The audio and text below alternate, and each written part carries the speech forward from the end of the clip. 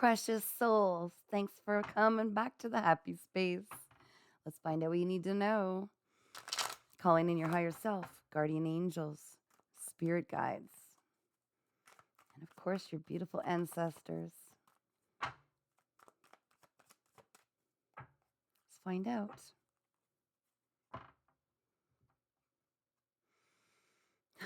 Why do I feel like this is a love reading? I don't know. Let's just wait and see. Ooh, the tower. The tower. So, something was built on some ground, some stability that wasn't so stable, something that wouldn't serve you, I'm hearing, even if it seemed like you were working hard on something, you were devoted to it, you built and built and built and never seemed to get it to take off the ground. It was because it was on ground that was going to crumble inevitably anyway. So it's being crumbled for you at this time to get to push you to where you need to be because you were resisting some change, and it aligns this change with your soul's desire, what you came here to do. So things are looking up. Yeah, it feels crazy right now. Feels like everything's falling apart. It's for your benefit. It's because you weren't prepared maybe to move forward into this. It's something maybe career-wise. You're meant to embody this Queen of Wands energy. So you're someone who's extremely intuitive, okay? Almost witchy-like to some people. Very driven, very charismatic. You're the life of the party, but you're also go, go, go as far as creating, working on anything. That's why you worked really hard, and then this tower happens, and you're like, hey, wait a minute. I've been busting my butt. So this tower is going to help move you forward with passion into a path that is more aligned for you. Thank you, Spirit. This is after a great deal of conflict. This is what was happening, okay? Like you had a lot of conflict in your life.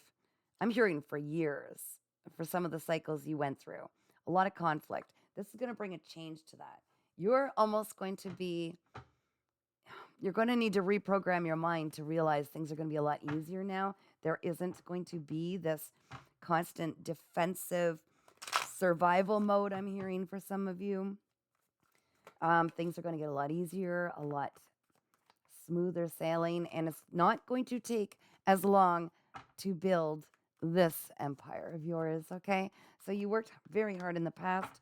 Now it'll be more devoting your energy, but not necessarily working and slaving as hard, but devoting your energy intuitively on the things that you know you're called to do.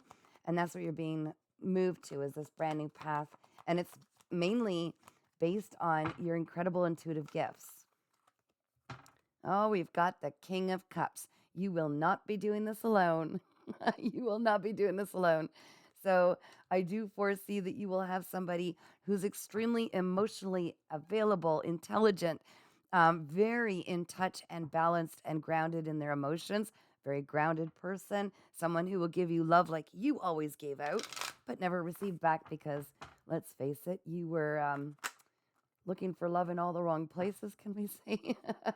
Yeah, and the people in the past, they like to keep you burdened in the hopes that you wouldn't move forward because they knew that they didn't want to do the same growing and learning and work and understanding about themselves and healing their own inner wounds as you.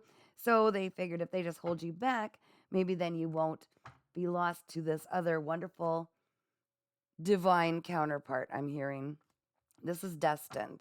There's somebody who's going to offer you love, like I said, that you've never, ever had before. It's unconditional. It's extremely supportive. This could be a water sign, but it definitely doesn't have to be. They might just have it in their birth chart.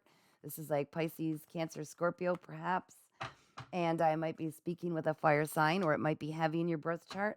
And that's Leo, Sagittarius, and Aries.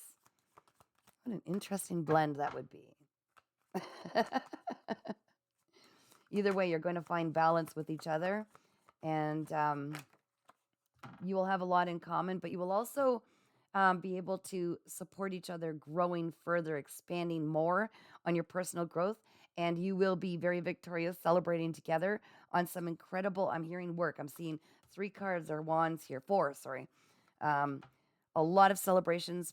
I'm hearing people really applauding and celebrating the two of you and you, yes, but the two of you and your accomplishments. And I'm also feeling them, sensing that this love is going to be so strong, it's going to set an example for so many others to see that love really can and does exist.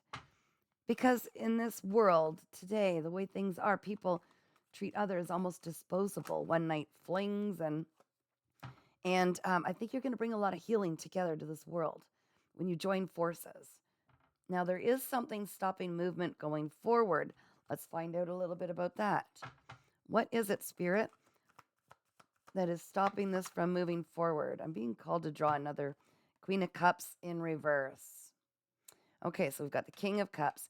It's about you need to open your heart again. You've been through so much. You're so focused on career and looking after yourself, which is very important. You're doing all the right things. But you also need to remember you are extremely nurturing. And just because other people have used that to and weaponized that in the past when they got to know you, you're beautiful, nurturing, devoted, never give up a beautiful side to you, and very healing. You've got to step into this beautiful, open-hearted, nurturing and healing side of yourself again. That's when this King of Cups will come in. I'm also being called to grab from this deck and just to get one better idea of what we need to know about this connection, finding each other. What is the block? Maybe what is the blockage? Is there a blockage besides you needing to step into this more open-hearted and very healing and intuitive side? All right, what have you got? Demanding. You set impossible standards for your partner to meet. Be less demanding. Now, that is not to say, okay, I'm seeing the Queen of Swords here. You've been through it. You have been through it. But it's about also remembering that we are all human. Never, ever, ever settle for anything that makes you confused, feeling drained, gaslit, any of that. You already know that. I'm talking to somebody who already knows all this.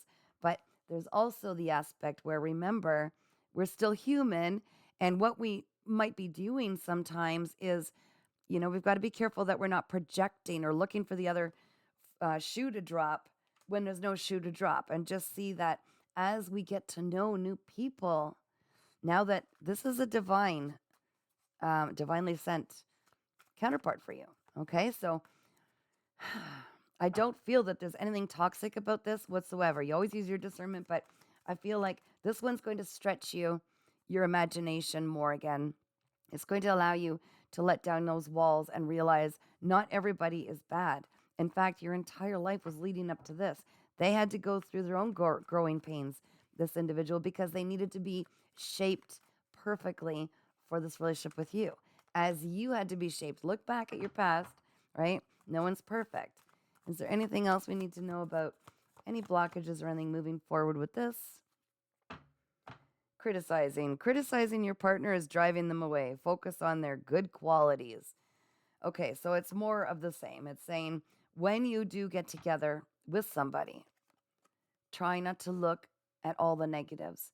You've got an incredible critical eye because of what you've been through. So it's just kind of a reminder, if you will, that when you get the opportunity and you feel like this person lights you up, excites you, try not to compare it to anything you've ever had in the past, because it's not comparable. And use your discernment. If there's red flags, they're not for you, they're not for you. But I mean, looking for someone perfect is kind of setting it up to self-sabotage. I'm getting self-sabotage. All right, so that's pretty much where that is. Open your heart, allow yourself to heal any other wounds that might be holding you back in this place, seeing that just as beautiful as you are and trusting and honorable and devoted, there are other people like that in the world, and you're about to meet them.